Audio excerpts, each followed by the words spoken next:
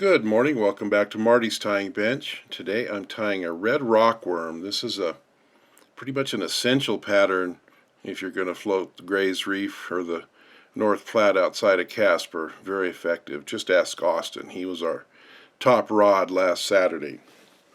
It's a very simple fly, and you could just crank these out and be careless about it and they work just fine. So I'm going to spend a little time showing you how to make them neat and durable.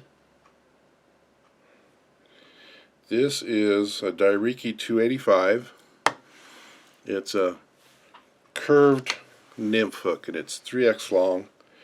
A scud hook lets the D-rib kind of open up and show some gaps, so this is preferred. You can use a TMCO 200R or any of the nymph hooks that are curved like this. Thread is 70 denier, gives me a little more control in shaping things. I am going to tie this with one material, and it's D-rib. This is a vinyl rib. It's round on the one side and flat on the other, so a D in the cross section. You can see if it goes on one way it's rounded and it goes on the other way it's flat. We want to take this and stroke it between our fingers gently just to warm it up a little bit, make it softer, and tie the flat side against the hook. Now I left that gap for a purpose. That's where we'll need that space to tie off the D-rib at the end. I'm making firm wraps and keeping them fairly close together so this will be smooth.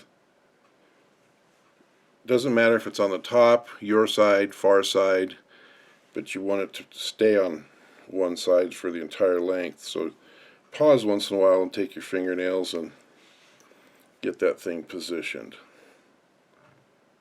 I'm gently stretching the D-rib as I wrap the thread. And I'm coming back to the bend. Somewhere between the point and the bend I'm going to start back forward. And at this point you want to loosen up your thread wraps just a little bit. If they're too tight, this thing will kind of crease the vinyl and give it an excuse to break on you eventually. I mean, it'll last for a while, but creates a weak spot in the vinyl. By loosening the wraps, you let that D-rib slide around just a little bit when you make your first turn, and that helps its durability. Okay, the thread's back up to where we started. Now if I just grab this and start wrapping, I'm going to get flat on the outside.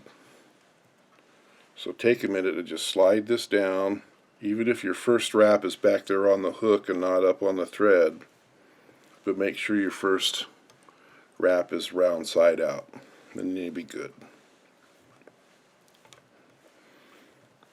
I'm stretching this D-rib. I'm not really stretching it. I'm firm with it, but not stretching. When I get up here to where it's going to drop off, as soon as it drops off of that starting ledge, I'm going to tie it off. Now I'm going to tie it off all the way to the eye, because I want a band of thread wraps here so that vinyl can't squirt out from under it. Now, cutting this stuff is hard on your scissors if you use the tip, so I like to use fingernail clippers, but I want to be very careful I don't cut it too close because I don't want to nick that thread. But here the eye is completely free. We're in good shape.